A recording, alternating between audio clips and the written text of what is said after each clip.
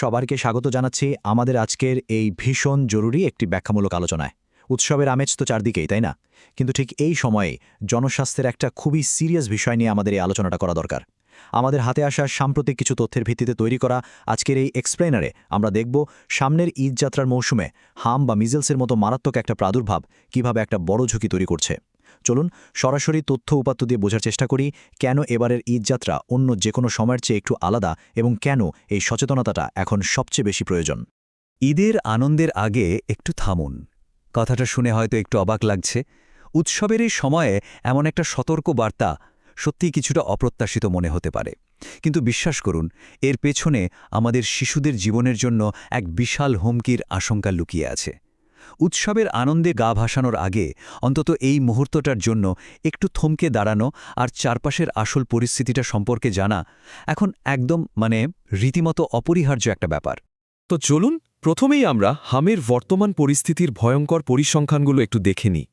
যে কোনো সমস্যার গভীরতা বুঝতে হলে তো আগে ডেটার দিকে তাকাতে হয়। গত 15 মার্চ থেকে 21শে মে পর্যন্ত সংগ্রহ করা তথ্য দেখলে রীতিমতো শিউরে উঠতে হয়। 1639। হ্যাঁ, সংখ্যাটা ঠিকই শুনেছেন। এটি কিন্তু যেন তেন কোনো সংখ্যা নয়।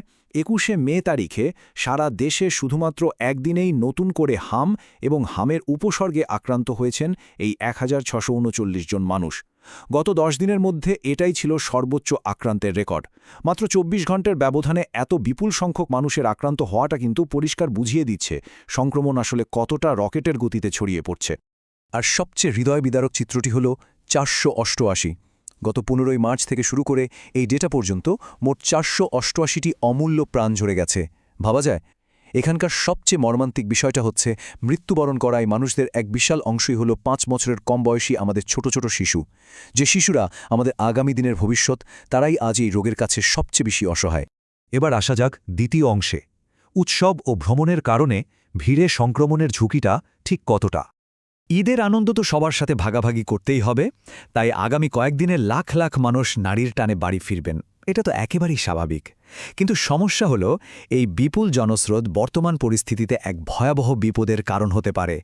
ঈদযাত্রায় বাস, ট্রেন বা লঞ্চে যে গাদাগাদি ভিড় থাকে, সেটা তো আমাদের সবারই জানা।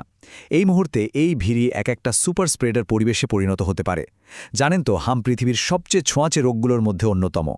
এই গাদাগাদি ভিড়ের মধ্যে যদি একজনও আক্রান্ত শিশু থাকে, তবে তার কাছ থেকে খুব দ্রুত অন্যান্য সংবেদনশীল এবং টিকা না নেয়া শিশুদের মধ্যে এই রোগ দাবানলের মতো ছড়িয়ে পড়তে পারে। এরকম একটা বদ্ধ পরিবেশে এই ভাইরাসের সংক্রমণ ঠেকানো যে প্রায় অসম্ভব, সেটা নিশ্চয়ই আর আলাদা করে বলার অপেক্ষা রাখে না। তো এই পরিস্থিতি থেকে সুরক্ষায় আমাদের করণীয় কি? শিশুদের বাঁচাতে কি পদক্ষেপ নেওয়া যায়? চলুন সেটা জেনে নিই। সমস্যা আর তার ভয়াবহতা সম্পর্কে তো আমরা জানলাম। এখন মূল প্রশ্ন হচ্ছে, এই পরিস্থিতি থেকে উত্তরণের উপায় কি? আসলে শিশুদের এই মারাত্মক রোগের হাত থেকে বাঁচাতে কিছু সুনির্দিষ্ট দায়িত্ব রয়েছে, যেগুলো অক্ষরে অক্ষরে পালন করা প্রয়োজন। প্রথমত, শিশুর হামের টিকা সম্পূর্ণ দেওয়া হয়েছে কিনা সেটা এখনই নিশ্চিত করতে হবে। টিকা যদি অসম্পূর্ণ থাকে, তবে এবারের ঈদযাত্রা এড়ানোর কথা খুব সিরিয়াসলি ভাবতে হবে। দ্বিতীয়ত, শিশুর শরীরে যদি জ্বর বা র্যাশ থাকে, তবে কোনো অবস্থাতেই ভ্রমণ করা উচিত হবে না। একেবারে নো ওয়ে এদের আগলে রাখতে হবে।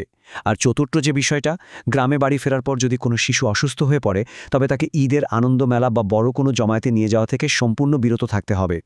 এই সাধারণ কিন্তু অত্যন্ত কার্যকরী পদক্ষেপগুলোই পারে সংক্রমণের এই শৃঙ্খলটাকে একেবারে ভেঙে দিতে। একদম শেষ পর্যায়ে চলে এসছি আমরা।